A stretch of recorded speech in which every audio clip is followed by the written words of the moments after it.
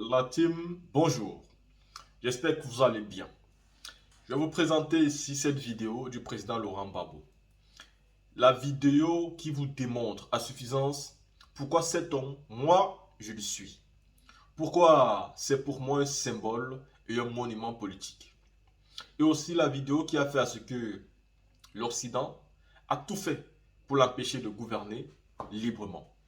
La vidéo qui a fait à ce que l'Occident a tout mis en œuvre pour que ce monsieur ne finisse pas, ne gouverne pas en 2010 jusqu'en 2015.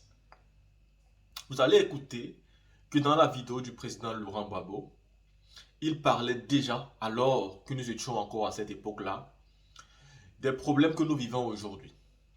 Il parlait déjà de la libération intégrale de l'Afrique. Il parlait déjà des élections dans nos différents pays et dont les décisions viennent de l'Europe. Nous ne sommes pas dans le secret des gouvernements. Le président Laurent Gbagbo, lui, il a été président pendant 10 ans en Côte d'Ivoire. Et donc, il connaît ce que nous ne connaissons pas. Et il sait très bien que les décisions viennent de l'Occident. Et dans cette vidéo, il le dit.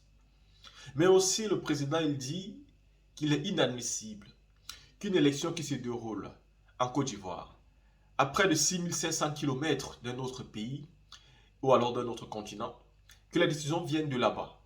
Il vient dire c'est telle ou telle personne qui a gagné et c'est lui qui devient président. Il a dit clairement que les présidents africains aujourd'hui ne cherchent plus la voix du peuple. Eux, ils cherchent plutôt le soutien de l'Occident. Voilà pourquoi quand il y a élection, ils ne font même pas trop de campagne. Ils vont envoyer tout simplement leurs suiveurs, mais eux-mêmes ne font pas de campagne en réalité, parce qu'ils s'en foutent en réalité du peuple.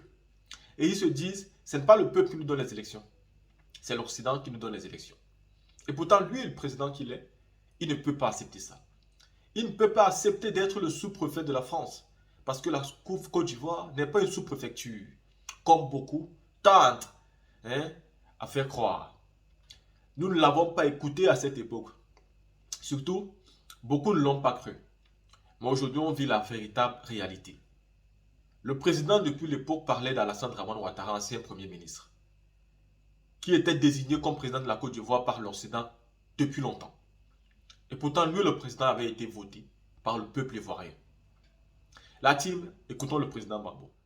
Nous ne pouvons pas admettre que quelqu'un qui est placé dans une maison loin d'ici décide qui va être président de la République de Côte d'Ivoire. On ne peut pas accepter ça. Ça, on ne peut pas l'accepter. Et il faut que les gens le comprennent une fois pour toutes. En Afrique et hors d'Afrique, il faut qu'ils le comprennent. Et nous avons choisi d'être libres. Et nous prenons les moyens de notre liberté. Si ce n'est pas pour décider à la place des Ivoiriens, pourquoi des gens, je vais citer des exemples, pourquoi des gens auraient-ils voulu que le pouvoir quitte la présidence de la République, où le président est élu par le peuple, pour faire une politique, pour aller dans les mains d'un Premier ministre nommé? Pourquoi? Parce que le Premier ministre nommé est un de leurs amis. Mais nous, on ne cherche pas l'amitié. On ne cherche pas les amitiés extérieures d'un Premier ministre. On cherche la voix du peuple de Côte d'Ivoire qui a choisi un président de la République. Et ça, c'est la première grande bêtise par laquelle ces gens extérieurs se sont dévoilés. Que le président de la République donne ses pouvoirs de signer des décrets à un Premier ministre, ils se sont dévoilés là, déjà. Ça veut dire qu'ils crient, ils parlent de démocratie, mais ils n'en veulent pas de la démocratie chez nous. C'est pourquoi un jour j'ai dit, mais je ne suis pas un sous-préfet français. Ouais, je ne suis pas un sous-préfet. Et je ne peux pas être un sous-préfet français. J'ai choisi d'être un Ivoirien. J'ai choisi de me présenter à des élections ivoiriennes, j'ai été élu.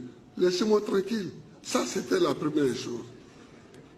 Changement, il voulait changer la nature de notre pouvoir pour le donner à un de leurs amis, le pouvoir exécutif. Il ne se donne pas à un ami. Il se donne par le peuple. Deuxièmement, pour mettre fin à la crise, est-ce qu'on avait besoin de déclarer que l'Assemblée nationale n'est plus valable? Où est le problème? Ce n'est pas eux qui payent les députés, ce n'est pas eux qui siègent, ce n'est pas eux qui font les projets de loi. Bon, où est leur problème? Tu n'es pas dans ton pays et tu déclares qu'une de leurs institutions n'est plus valable. Pourquoi? Mais on ne peut pas accepter ça. En tout cas, moi, je ne l'accepte pas et je ne l'accepterai jamais. Après avoir écouté le président Laurent Gbagbo, mettons-nous tous d'accord. Ce monsieur ne mérite pas-il notre confiance, notre admiration et nos forces pour l'accompagner vers son combat ultime? Parce que oui, je pense que c'est son combat ultime. Je pense que c'est son dernier combat. Et dans ce combat-là, est-ce qu'il doit être seul? Non.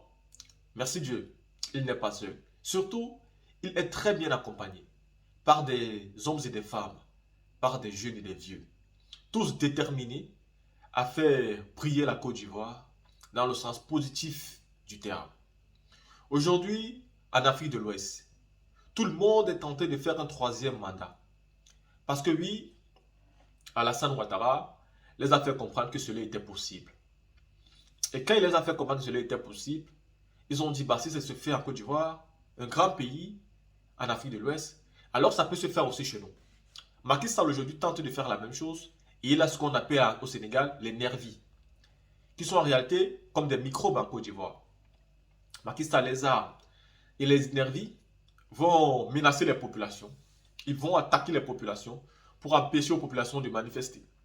Exactement comme les microbes font en Côte d'Ivoire quand il y a des élections. Oui, c'est le système.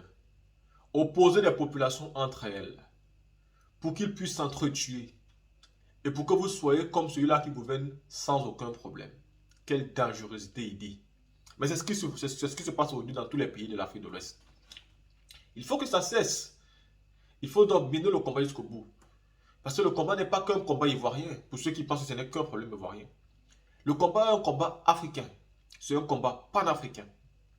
Il faut sortir du joug occidental pour se retrouver libre réellement. Nous le disons habituellement, si la Côte d'Ivoire est libre, tous les pays africains seront libres. Parce que l'Occident, via la France, a fait de la Côte d'Ivoire sa plaque tournante. Et elle fera toujours tout et pour tout d'avoir, c'est-à-dire une tête, c'est-à-dire un sous-préfet en Côte d'Ivoire. Et tant qu'elle a ce sous-préfet-là, elle pourra encore avoir, c'est-à-dire l'espoir de récupérer tous les autres pays de l'Afrique. Mais le jour où la France tombera en Côte d'Ivoire, ce sera fini pour la France. Et c'est pourquoi nous avons besoin que le président Laurent Gbagbo gagne les élections. Car il a de l'expérience. Car il a subi et il a fait des premières erreurs et aussi de bonnes choses. Mais c'est parce qu'il a fait des erreurs que quand il reviendra, il rectifiera toutes ces erreurs-là. Et que si jamais il devra partir, je pense que ça sera par la grande porte. Parce que le président le mérite aussi. Et parce que je sais que c'est un grand panafricain et que c'est quelqu'un qui a tout simplement besoin de l'épanouissement de son peuple et de l'égalité des chances entre tous les peuples. Il a tout simplement besoin que les Africains soient respectés comme les Occidentaux et que les Africains soient perçus comme des êtres humains et plus comme des animaux.